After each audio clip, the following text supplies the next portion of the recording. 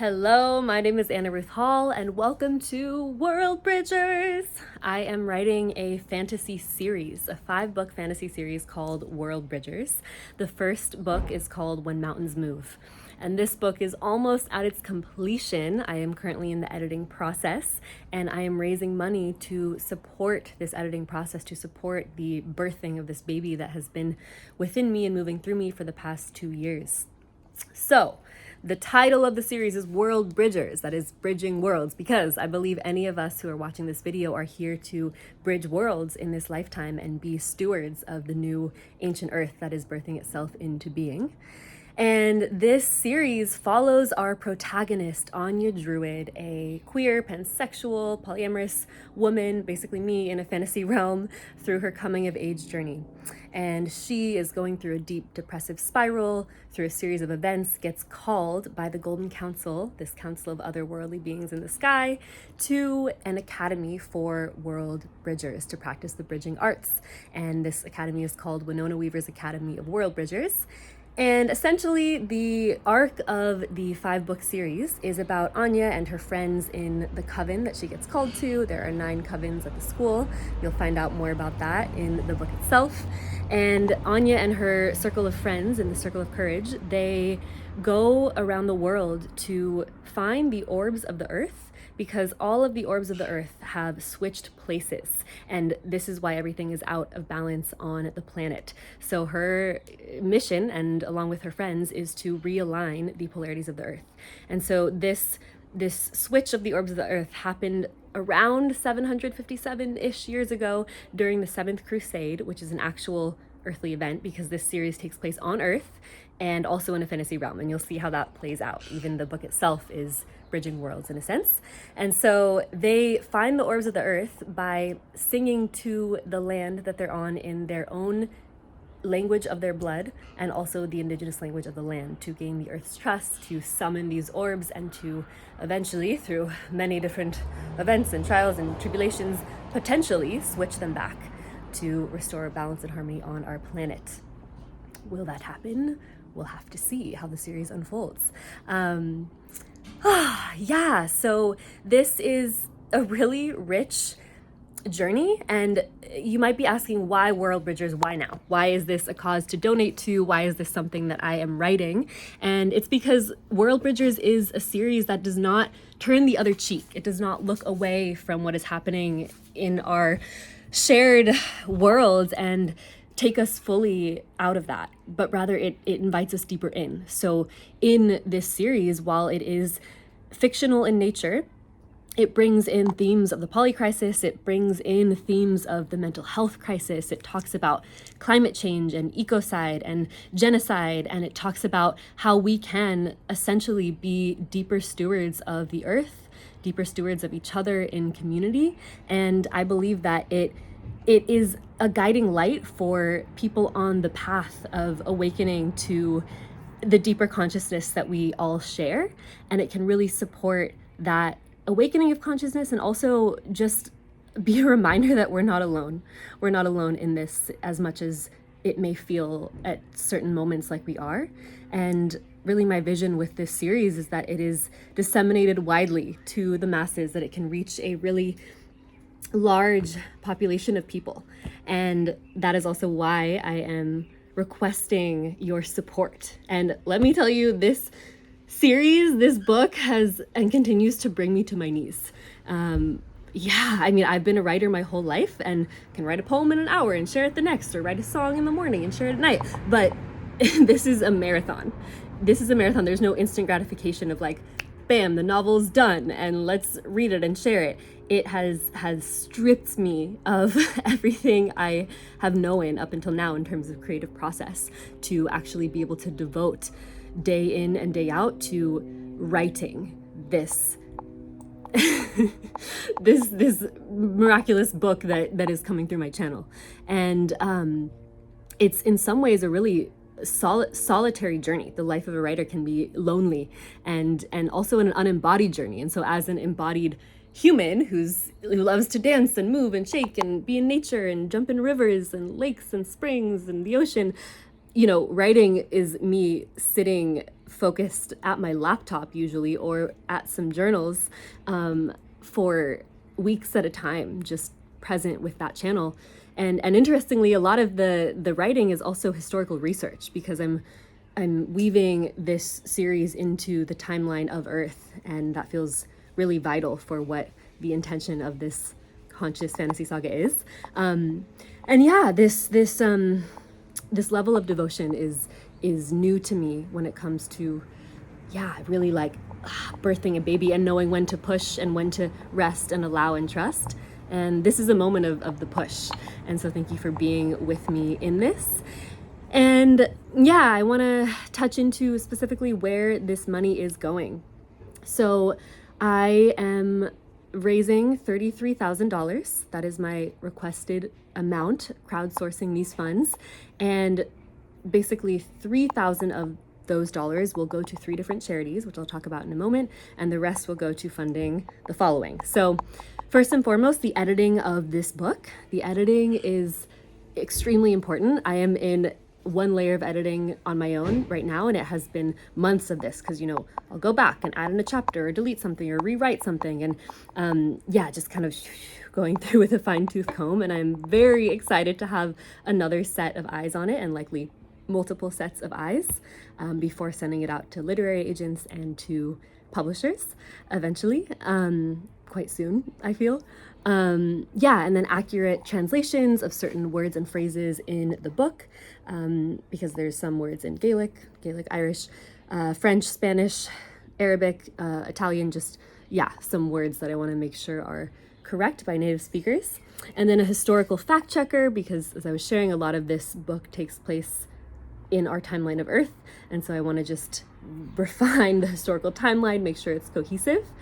And then another thing is some consultation, clarification, coaching on world building, because as I'm building these worlds, as they're streaming through, it's supportive to almost have someone fact checking my own timeline in the fantasy aspect of the book, and just receiving some presence around this. And then also potentially a subscription to a platform such as Campfire, which is specifically for fantasy writers, and it supports you in world building. You can create maps, you can organize the complexity of family structures and family trees, geography, and kind of just dip into the entire geopolitical religious sphere of the worlds being created. And then finally, to support my own needs, my own bread and butter, while I'm birthing this final leg of this first book. And yeah, I you know, it's a huge edge to ask for money and also to share about the book. I mean, partially, yeah, just launching this fundraiser is terrifying in that there's so many causes to donate to right now, infinite, that need money urgently. And so I do not take it for granted your choice to tune in here, to watch this video, and to offer your financial support. It is incredibly humbling to ask for money, and your dollars, your coins, your energetic exchange will be used well, and will be used mindfully and with a lot of care and presence and intention. And yeah, and then the final piece of where the funds are going is $1,000 to 3 different charities. So the majority of this book has been written on Tongva Chumash land in Southern California, where I live, and also in Northern California on Nisenan Maidu land, also known as Nevada City region area. That's where the inception for this book was 2 years ago, and then a lot of the writing has been, yeah, there and in Tongva Chumash territory, as well as other parts around the world. And like the meat of it, a lot of it has really been in California, which is where I am from, where I was born and raised. And so, yeah, the organizations I'm donating to first is the California Tribal Fund through the First Nations Development Institute. So the First Nations Development Institute has been around for 45 years, and they all around the states, all around the entire country. They have different programs supporting Indigenous folks, and specifically this money would go to the California Tribal Fund. So they are supporting California Indigenous folks with the stewardship of ancestral lands and waters, tribal community food sovereignty, cultural preservation and fire and drought support and prevention. That's kind of the main pillars of that fund.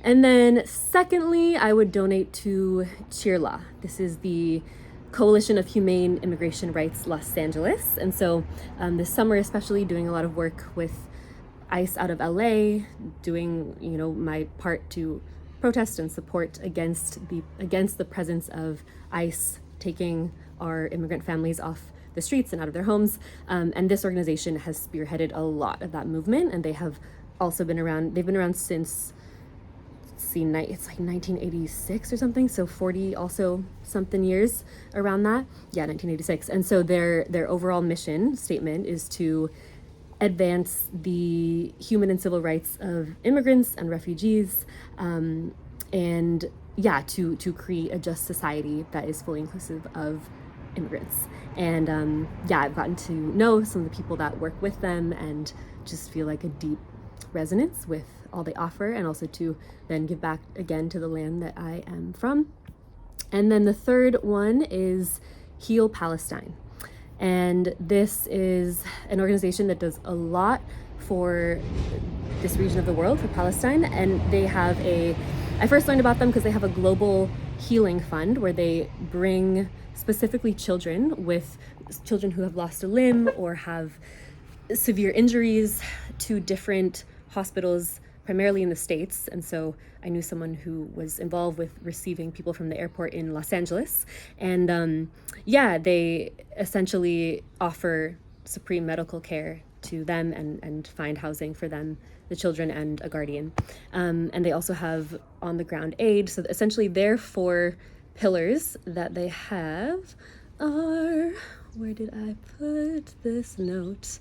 So it's education, healing, can't find the other ones, but offering on the ground aid and offering health support is their biggest overarching mission. And this also feels like something that's deeply resonant and close to my heart. And I am actually, as this video is being filmed, on the verge of going to support in person in the West Bank in Palestine with the Protective Presence Coalition.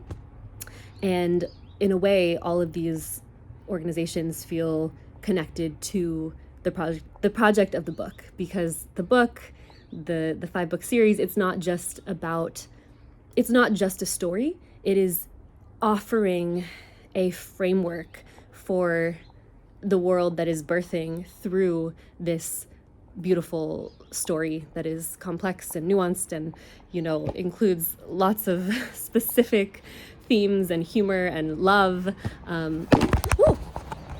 Okay, we're here. All different things. And okay, we're still going. Truly, I feel that allowing this book to birth through me, it almost isn't a choice. It's like I've tuned in again and again, like, is this really coming through me right now? And I feel like there's so many other things that my energy is being pulled to, and the answer is yes. And I'm here for it. So thank you for listening. And it feels really important to include these specific charities, because again, when you're donating to me to birth this project, you're also donating to a vision for the world that is birthing through all of us together who are choosing to bridge worlds in this way. And so I want to also offer, and I linked all of the orgs down there, so you'll find them in the description. And I just want to offer this prayer and expression of my vision and desire, which is to, within a year from now, have a publishing deal to offer this book out to the world, ideally with one of the big 5 publishing houses. And I've really dove deep into this, like, why would I do this versus self-publishing, and the importance of having this book and series disseminated to the masses feels vital. And I also envision this as a series, a film series, or a TV series, ideally that I can play Anya in, the lead character. She's really close to my heart. I just want to breathe some life into that as an artist, to see that big arc of a vision, as I've never given my life force to anything this vast that requires a lot of collaboration. And that's an edge for me. yeah, on a personal note, I'm an Aries South node, which means that's what I feel most comfortable in. Also Aries Sun, Aries Mars, Aries Chiron, Aries Saturn. I'm a North node Libra, which means that's where I'm going. And so I'm leaning into harmony, to collaboration, to co-creation. And thank you for being part of that journey with me. And I am sending so much love to each and every one of you and gratitude for your support. And I look forward to how this journey unfolds. Mwah.